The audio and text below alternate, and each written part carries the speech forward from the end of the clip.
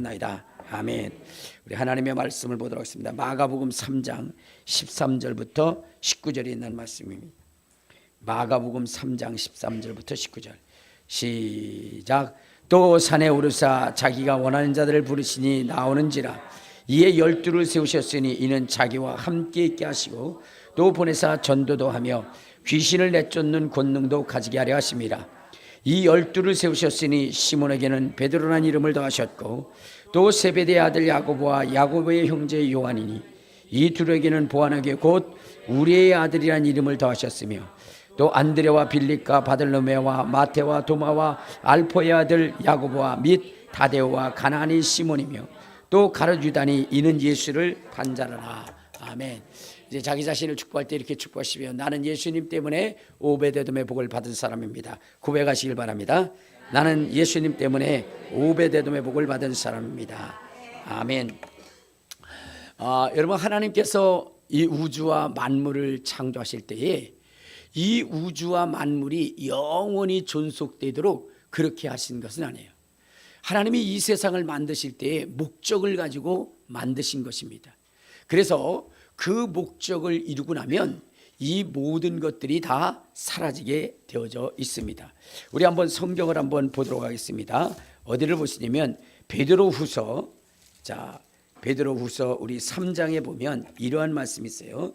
자, 베드로후서 3장 7절을 봅시다. 베드로후서 3장 7절. 자, 시작. 이제 하늘과 땅은 그 동일한 말씀으로 불사르기 위하여 보호하신 바 되어 경건하지 아니한 사람들의 심판과 멸망의 날까지 보존하여 주신 것이라. 그러니까 이 세상은 하나님의 목적이 있어서 지어졌고 그리고 그 목적을 이루실 때까지 보존되어진 것이지만 그 목적을 이루고 나면 이것이 다 뜨거운 불에 풀어지듯이 다 사라지게 될 것이라고 말씀을 하셨습니다.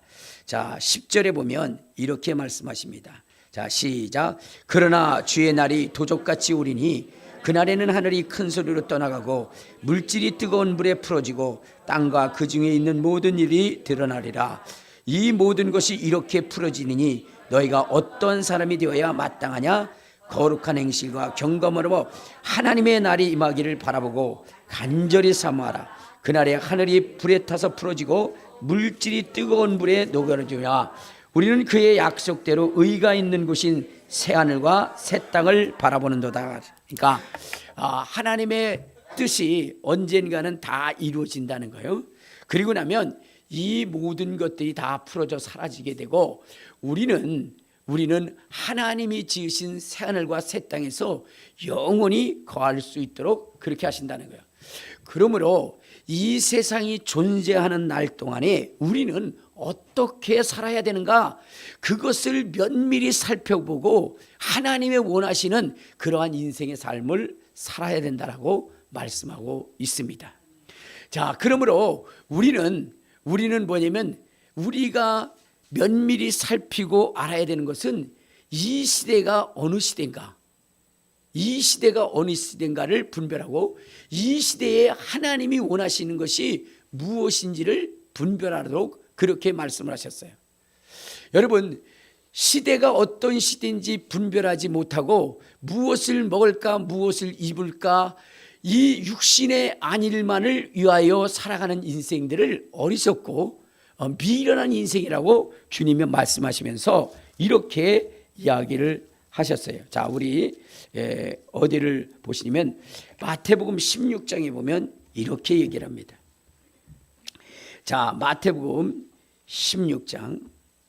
자, 우리 2절부터 보면 시작. 예수께서 대답하여 이르시되 너희가 저녁에 하늘이 붉으면 날이 좋겠다 하고 아침에 하늘이 붉고 흐리면 오늘 낮이 굳다 하니 너희가 날씨는 분별할 줄 알면서 시대의 표적은 왜 분별하지 못하느냐라고 했어요. 그러니까 주님께서 우리에게 경고의 말씀을 하시는데 너희들이 날씨는 분별하기에 힘쓰면서 어찌하여 시대의 표적에 대해서는 관심이 없느냐라고 이렇게 말씀을 하고 있는 것입니다.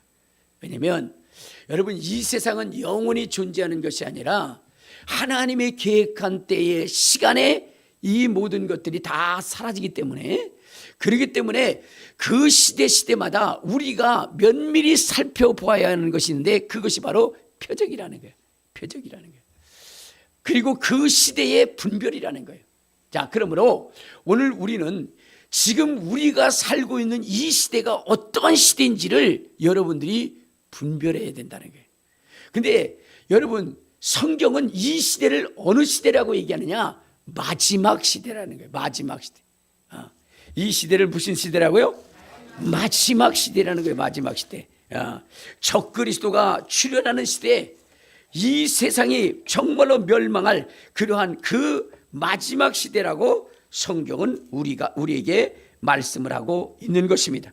그러므로 여러분, 이 마지막 시대에 우리가 어떻게 해야 되느냐? 우리 한번 요한일서 2장 18절에 보면 이 세대에 대해서 뭐라고 얘기하느냐? 요한일서 2장 18절 시작. 아이들아, 지금은 마지막 때라. 적그리스도가 오리라 한 말을 너희가 들은 것과 같이 지금도 많은 적그리스도가 나타나시니 그러므로 우리가 마지막 때인 줄 알아. 지금이 어느 시대냐? 마지막 시대라는 거예요. 마지막 시대. 자, 그러면 이 마지막 시대에 우리가 갖추어야 될 신앙은 무엇이고 조심해야 될 부분은 무엇이냐라고 얘기하면, 자, 마태복음 24장, 마태복음 24장 3절에 보면, 자, 시작.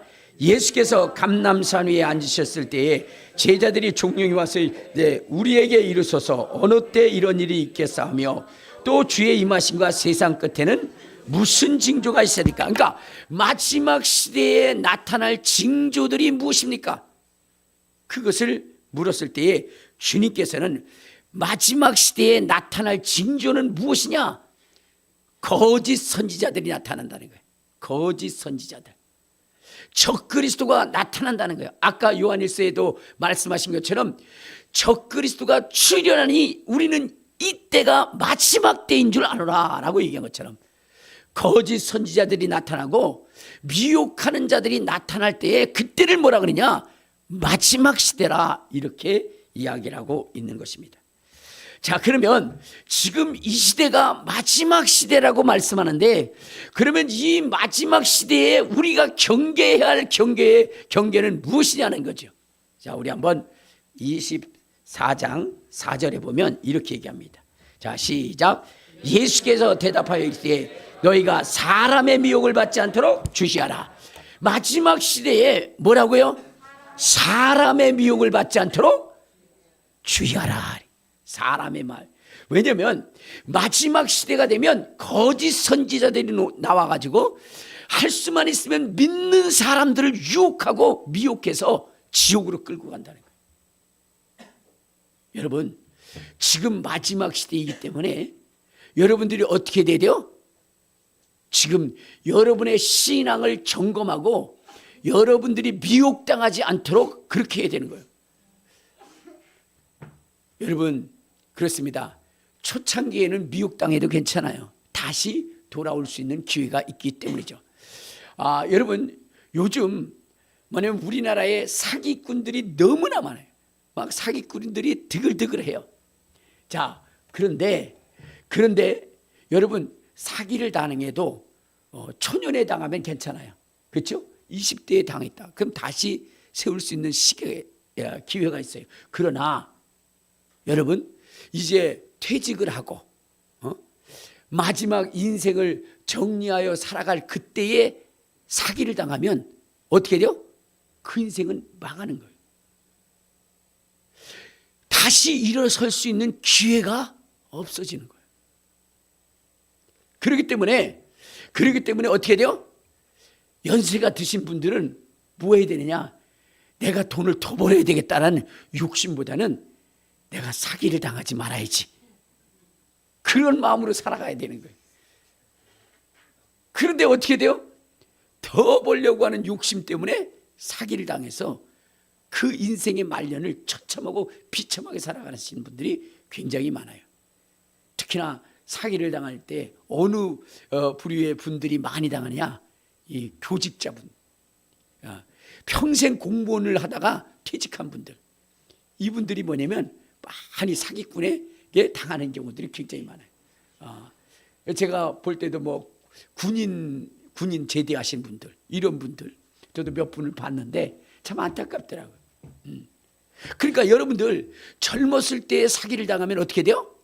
돌이킬 수 있는, 다시 일어날 수 있는 기회가 있지만 이제 인생을 정리할 시기에 당하고 나면 어떻게 돼요? 그때는 돌이킬 기회가 없는 거예요. 다시 재기할 수 있는 그 기회가 없는 거예요. 그러므로 여러분들 연세가 드셔서 퇴직하시고 나서 이제 뭐냐면 하나님의 부르실 때가 가까우신 분들은 더욱 근신하여 깨어있어야 되는 것입니다. 신앙도 마찬가지예요. 여러분 마지막 시대에는 여러분들이 미혹당하지 말아야 되는 거예요. 그런데 이 시대가 마지막 시대라고 하니 여러분들이 더욱 근신하여 깨어있어서 여러분의 신앙을 점검하고 여러분의 신앙이 분명하고 확실할 수 있도록 하늘나라를 상속받을 수 있는 그러한 신앙으로 여러분들이 살아가야 되는 거예요. 자, 그래서 우리는 마지막 시대에 뭐 하지 말라고 그랬어요? 성경이 미혹당하지 말라고 그랬어요. 누구에게 미혹당하지 말라고요? 사람에게 미혹당하지 말라고. 금방 여러분들이 미혹당했어요. 자, 24장 4절에 보면 이렇게 얘기하고 있잖아요. 자, 시작. 예수께서 대답하여 이르시되 너희가 사람의 미혹을 받지 않도록 주의하라. 사람의 미혹을 받지 않도록 조심하라. 여러분 이 시대 속에 많은 사람들이 와서 자기가 그리스도라, 자기가 제일인 예수라면서 사람들을 미혹하고 유혹하고 사람들의 재산을 빼앗고 그리고 그 인생을 망치는 이러한 일들이 지금 굉장히 많다는 거예요. 자, 계속 성경은 얘기합니다. 11절을 봐요. 11절. 자, 시작. 거짓 선지자가 많이 일어나 많은 사람을 미혹할 것이다. 그러니까 거짓 선지자들이 일어나서 미혹한다는 거예요. 그래서 할 수만 있으면 택한 받은 사람들까지라도 미혹하고 넘어뜨려서 지옥으로 끌고 간다는 거예요. 그래서 여러분 이 마지막 시대에는 뭐 하지 말아야 되냐? 미혹당하지 말아야 돼요. 뭐 하지 말아야 된다고요? 미혹당하지 말아야 돼요. 미혹당하지 말아요. 사람에게 미혹당하지 않을 뿐만 아니라 또 미혹당하지 말아야 되는데 그것이 뭐냐면 귀신의 영에게, 미혹의 영에게 여러분 미혹당하지 말아야 된다는 거예요. 자, 우리 한번 성경을 한번 봅시다. 어디를 보시냐면 자, 디모데전서 4장에 보면 이렇게 얘기합니다. 디모데전서 4장 1절. 자, 시작. 그러나 성령이 밝히 말씀하시기를 후일에 어떤 사람이 믿음에서 떠나 미혹하는 영과 귀신의 가르침을 따르라 하셨으니 자기 양심이 화인을 맞아서 외식함으로 거짓말하는 자들이라. 여기 보면은 뭐라 그러냐면 성령이 밝히 말씀하시기를 어떤 사람이 믿음에서 떠나게 되는데 누가 그들의 믿음을 떠나게 하냐? 미혹해 하는 영과 귀신의 영들이 그렇게 한다는 거예요. 그러니까 여러분들이 신앙생활함에 있어서 무엇을 조심해야 되느냐? 이게 귀신의 영, 어둠의 영, 사단의 영, 이런 것들을 조심해야 되는 거예요. 그렇지 않으면 어떻게 돼요? 거기에 미혹당해서 지옥으로 갈 수밖에 없는 거예요. 그래서 이 마지막 시대에는 여러분들이 어떻게 돼요? 신앙에 미혹당하지 말아야 돼요. 귀신의 가르침을 따르지 말아야 되는 거예요. 그리고 여러분들이 마지막 시대에 또 조심해야 되는 것이 뭐냐? 뭘 것 같아요? 귀한 얘기를 합니다. 잘 들으시길 바랍니다. 마지막 시대에 여러분 조심해야 될 존재가 또 하나 있어요. 그것이 뭐냐면 목사들을 조심해야 되는 거예요. 목사들. 알겠습니까? 자, 우리 성경을 한번 보도록 하겠습니다. 자, 어디를 보시냐면 자, 마태복음 7장. 자, 마태복음 7장 15절에 보면 이런 말씀이 있어요. 마태복음 7장 15절. 시작. 거짓 선지자들을 삼가라. 양의 옷을 입고 너희에게 나오나 속에는 노략질하는 일이라. 그러니까 목사라고 하면서 강단에서 하나님의 말씀을 가르치는데 여러분 그 목사가 주님의 참종이 아닐 수 있다는 거예요. 양의 옷을 입고 누락질하는 이리 같은 존재들이 마지막 시대에 강단에서 하나님의 말씀을 외친다고 한다는 거예요. 그러므로 여러분들이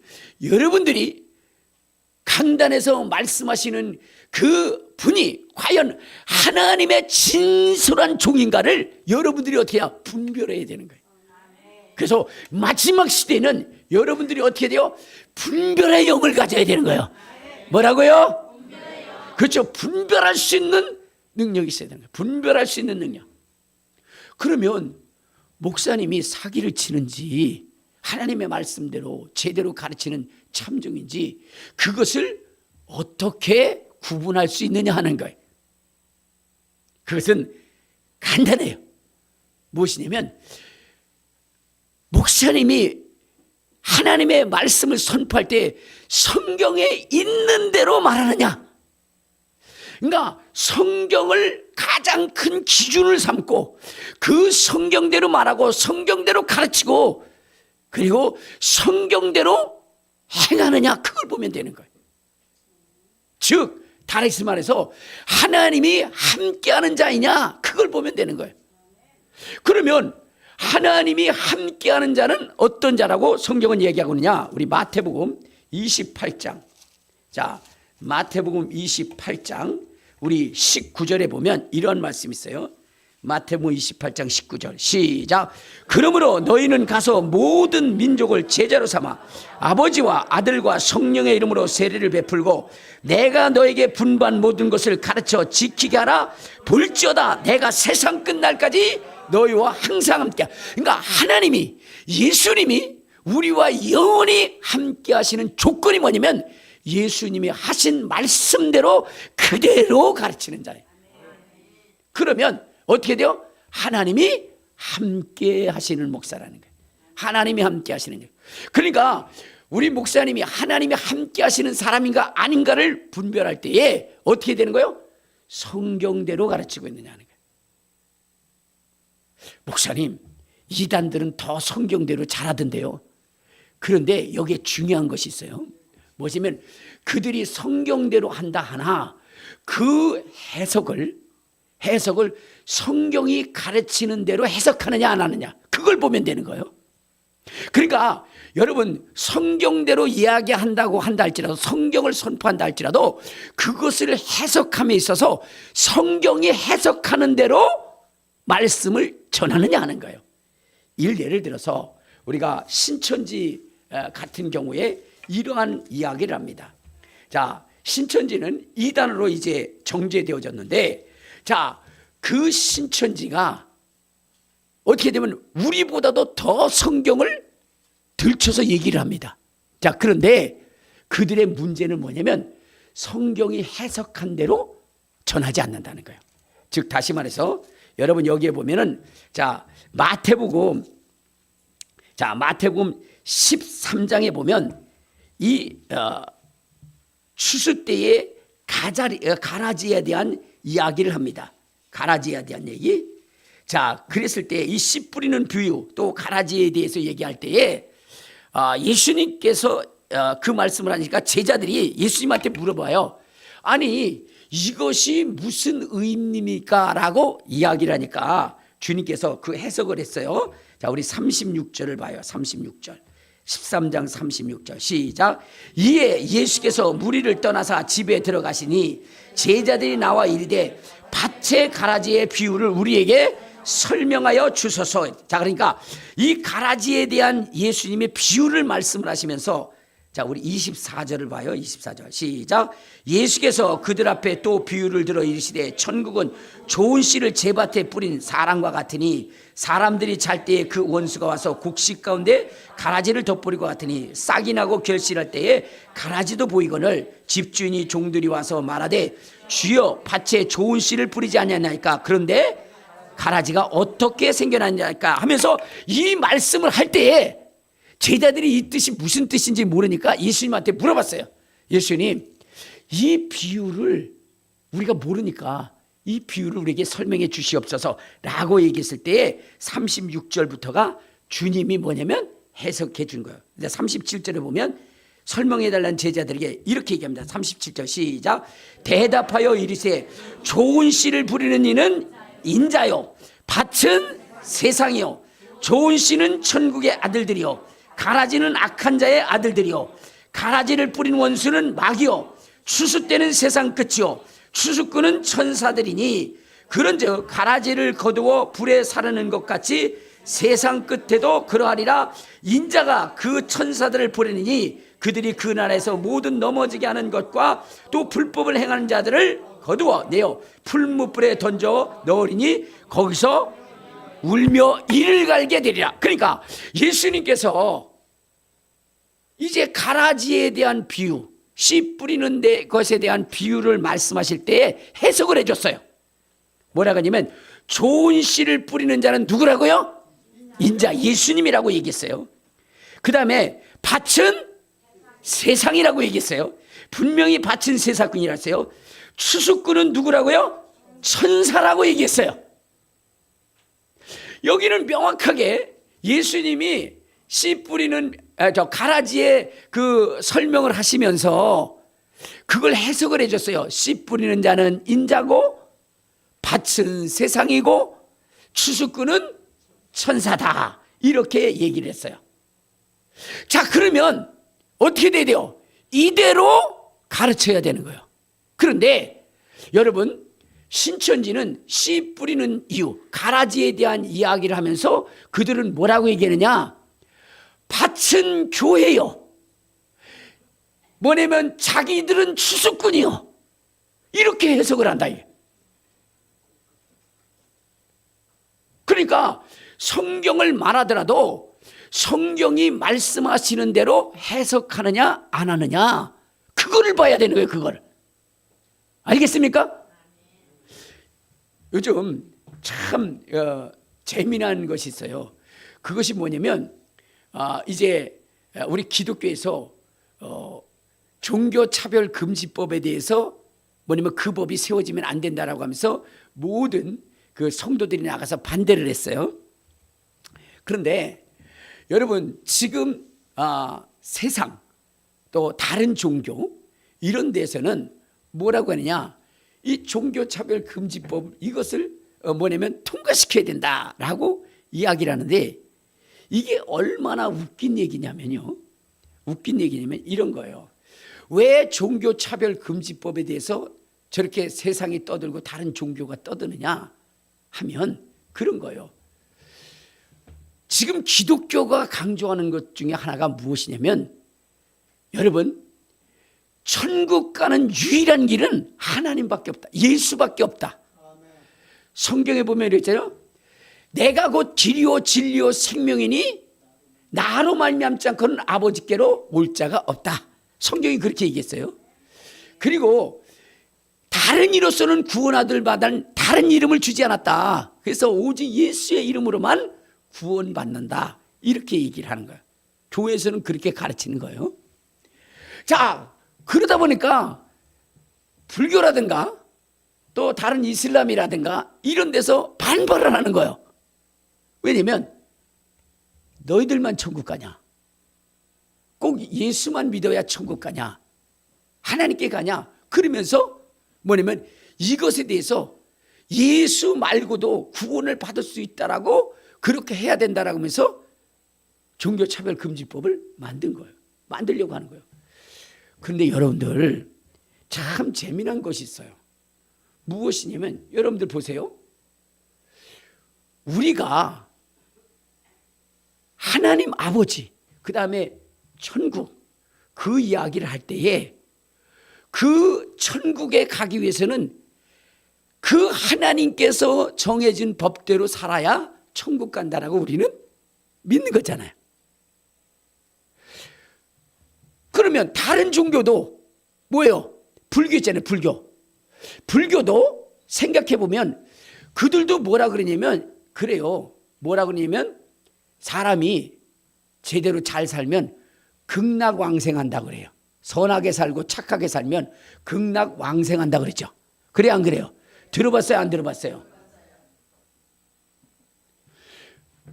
우리가 예수로 말미암지 않고는 극락왕생할 수 없다라고 얘기하나요?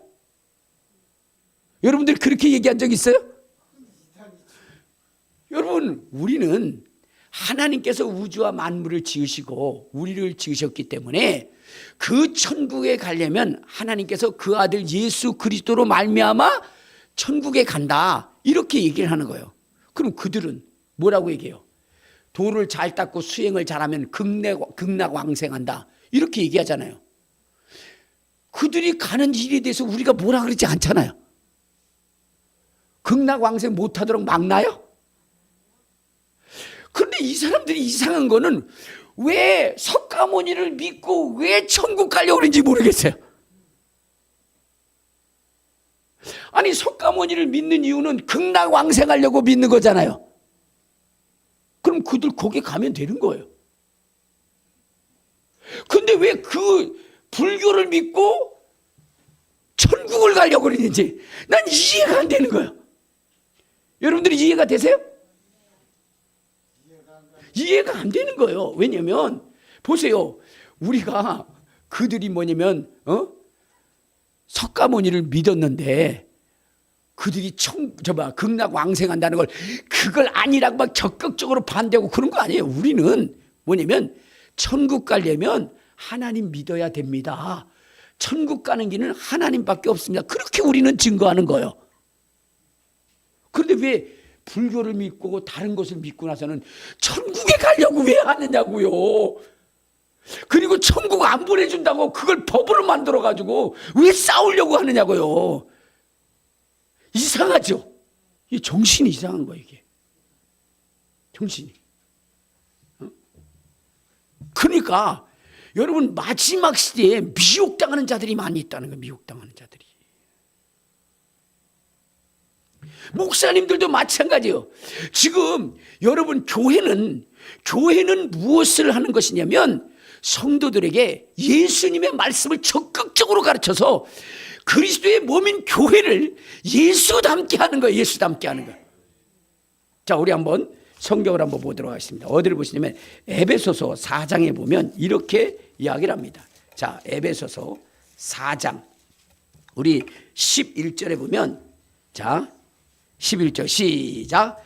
그가 어떤 사람은 사도로, 어떤 사람은 선지자로, 어떤 사람은 복음 전하는 자로, 어떤 사람은 목사와 교사를 삼으셨으니 이는 성도를 온전하게 하여 봉사의 일을 하게 하며 그리스도의 몸을 세우려 함이라 그랬어요. 그러니까 교회의 목적은 그리스도의 몸인 교회가 온전히 세워지기를 원했어서, 그래서 그리스도의 말씀을 전해야 되는 거예요.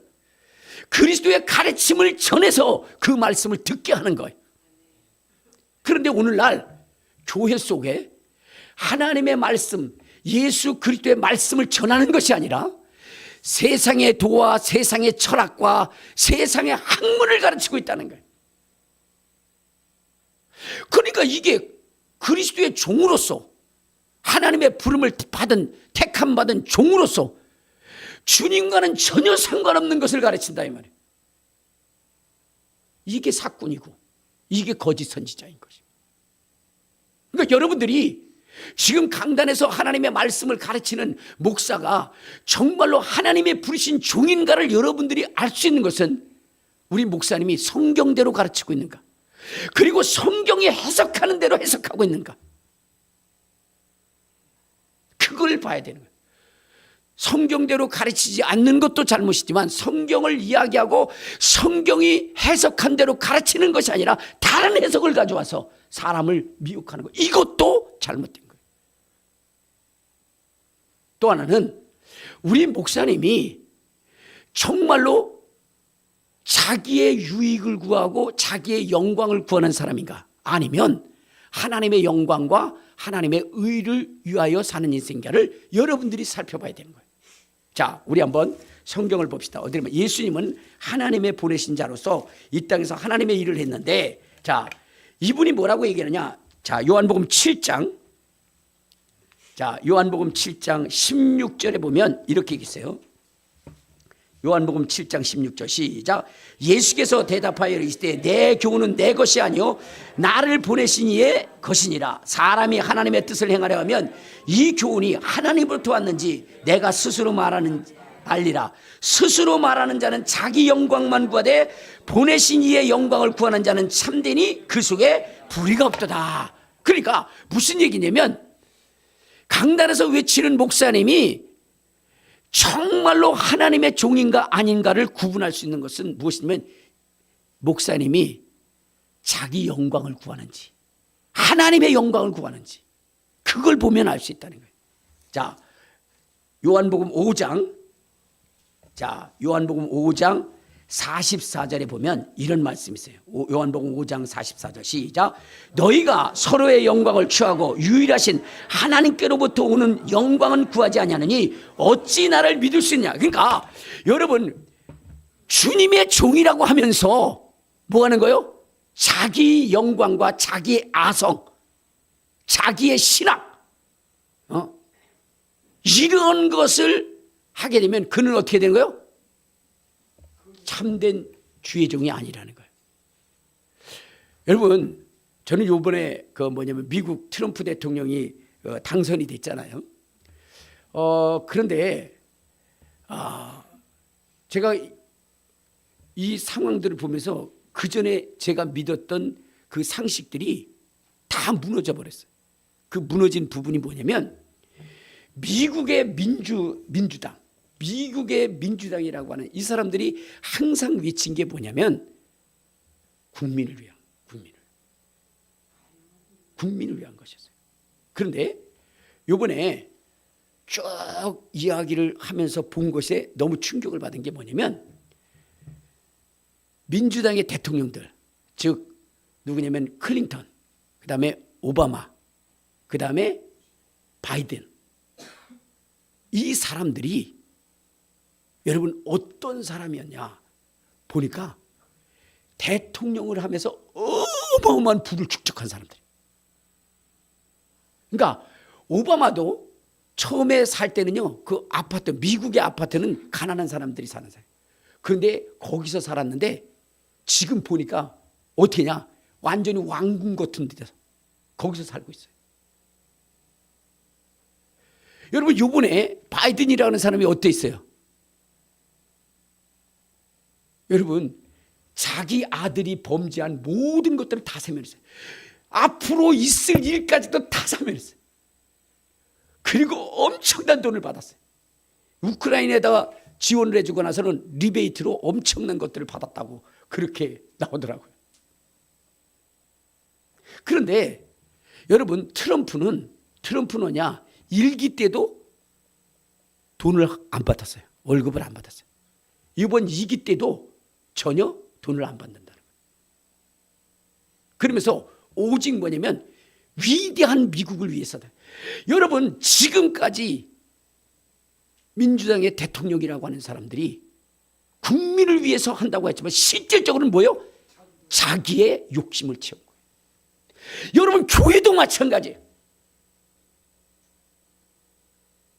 교회도 보니까 하나님을 위해서 하면서 실질적으로 뭐냐면 목사들이 자기의 이익을 취한 사람들이 너무나 많은 거예요.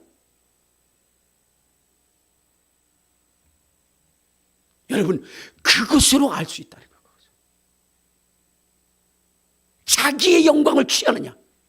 말은 그렇게 화려하게 합니다. 여러분 대형교회 목사님들 보세요. 말을 얼마나 잘하는지 몰라요.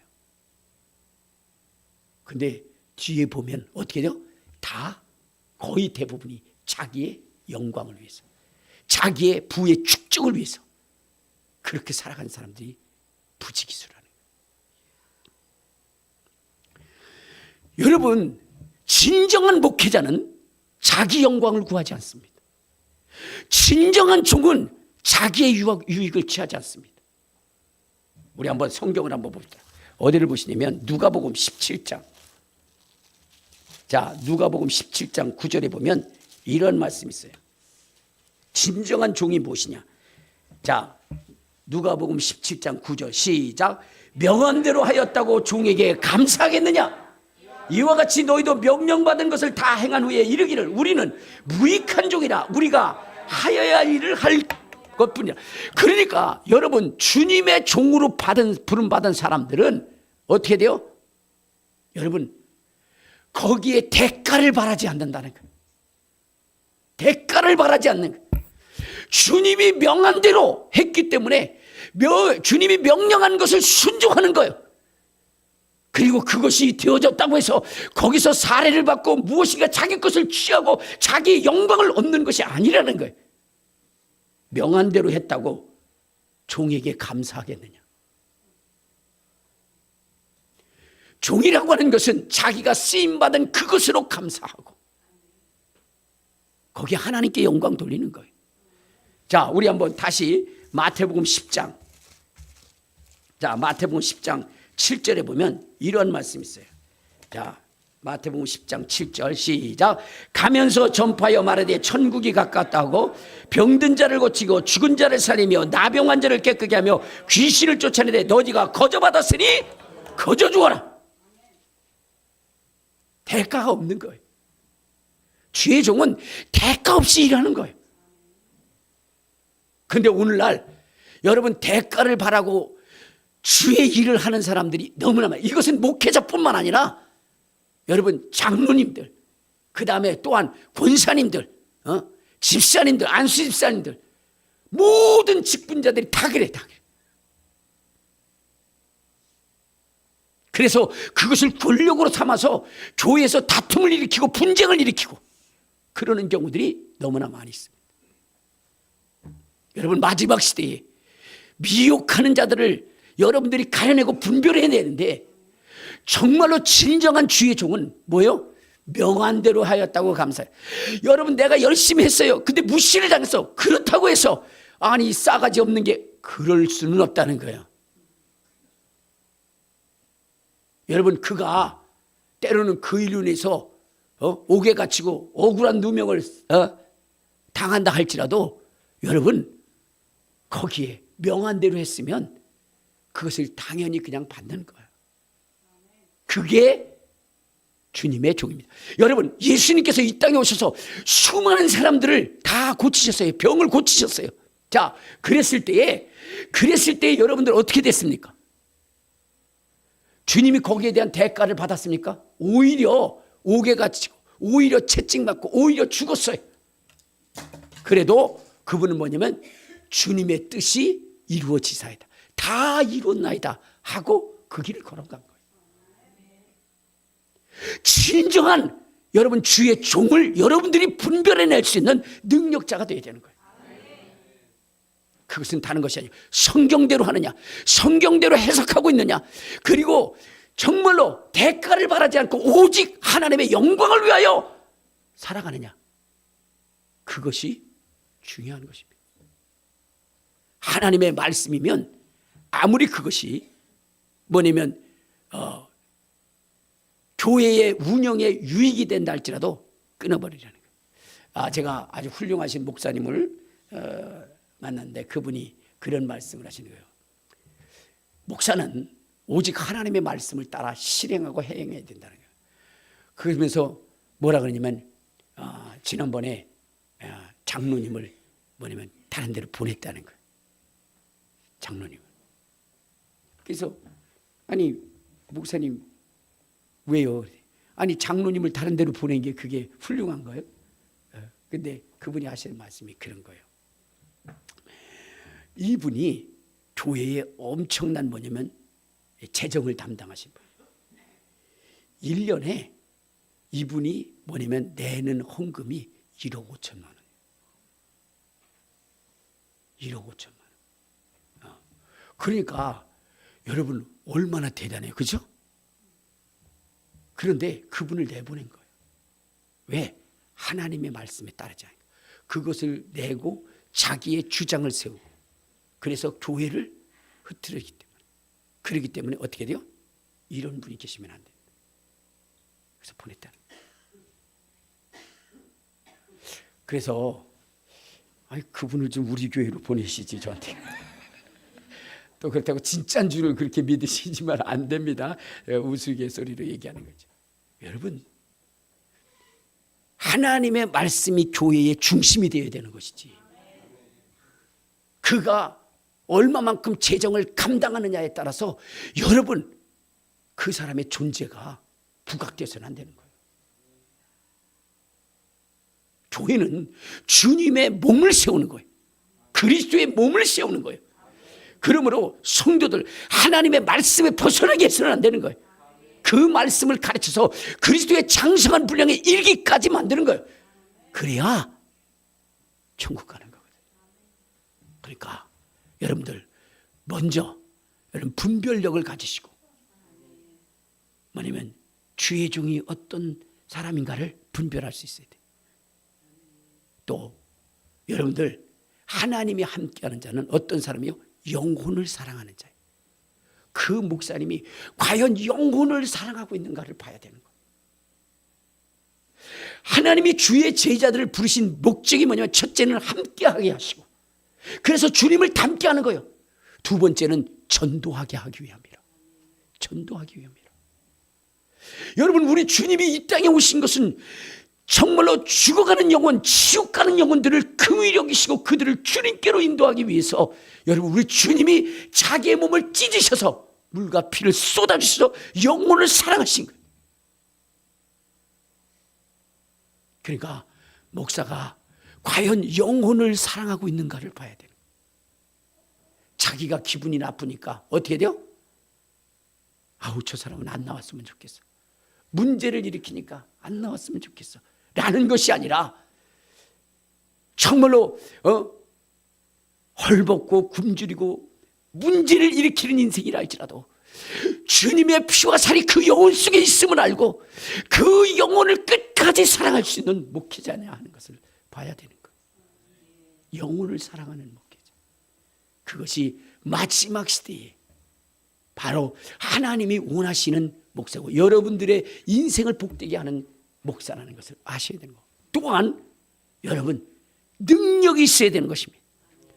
능력이 있어요. 여러분 주님의 부르신 종들은 다 능력이 있었어요. 모세도 그랬고 아브라함도 그랬고 바울도 그랬고 베드로도 그랬고 시간이 없기 때문에 다 열거할 수는 없지만 그들은 악한 영을 제거하고 귀신을 쫓아내고 병을 고쳤으며 영혼들에게 하나님의 생명의 꿀을 먹였다는 것입니다.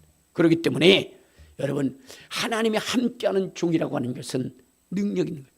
여러분 주님이 말씀하시기를 나를 믿는 자는 나의 하는 일을 할 것이요 이보다 더 큰 일을 행하느니 이는 내가 아버지께로 감이라 말씀하셨어요. 그러므로 여러분 주의 종은 능력이 있어야 돼요. 그에게 하나님이 함께 하신 거예요. 그 다음에 마지막으로 여러분 하나님은 어떤 자들과 함께 하느냐, 그 능력과 권능을 자기만 가지고 있는 것이 아니라 자기와 함께한 자들에게 가르쳐 그 또한 능력을 나타내게 하는 이러한 자들. 여러분 오늘날 대부분 사람들이 뭐예요? 자기의 영광만을 취하기 위해서 자기만 가지고 있는 사람들이 있어요. 그래서 지금 한국교회에서 여러분 정말로 지워버리고 싶은 말씀이 뭔지 아세요? 믿는 자들에게는 이러한 표적이 따르니 저희가 내 이름으로 귀신을 쫓아내며 새 방언을 말하며 뱀을 집어올리며 무신독을 마실 때 해를 받지 않으며 병든 자에게 손 얹은즉 나으리라. 여러분 우리 주님이 말씀하시길 믿는 자들에게는 표적이 따른다 그랬어요. 귀신도 쫓겨나가고 병도 고쳐지고 마귀 사단의 세력도 짓밟고 그런 것이 믿는 사람이라는 거예요. 그러면 목사는 성도들의 삶 가운데 신앙 가운데 이것이 나타날 수 있도록 이것을 가르치고 알게 해서 성도들 자신 속에서도 그런 능력이 나타나게 해야 되는 거예요. 그런데 일부 목사님들은 뭐냐면 자기만 가지고 있어. 왜? 자기도 하고 저 사람도 하면 어떻게 돼요? 자기 권위가 떨어지니까 나만 해야 돼. 여러분 지난날 한국교회 능력자들이 그랬습니다. 그러나 성경은 말씀하시기를 뭐라 했어요? 믿는 자들에게요. 그러니까 여러분 속에 여러분들이 예수를 믿으면 귀신을 쫓아낼 수 있는 것입니다. 병을 고칠 수 있는 것입니다. 마귀 세단의 세력을 몰아낼 수 있는 것입니다. 그것을 위해서 목사가 제대로 가르쳐줘야 되는 거예요. 그것이 참된 목사고 하나님이 함께하는 목사인 것입니다. 마지막 시대에 미혹받지 마시고 정말로 제대로 된 신앙생활을 할 수 있기를 주님의 이름으로 축원합니다. 이제 기도하실 때 주님 내게도 이러한 능력과 권능을 주시고 마지막 시대에 미혹당하지 않게 해달라고 우리 주여 한번 부르고 동서로 기도하시겠습니다.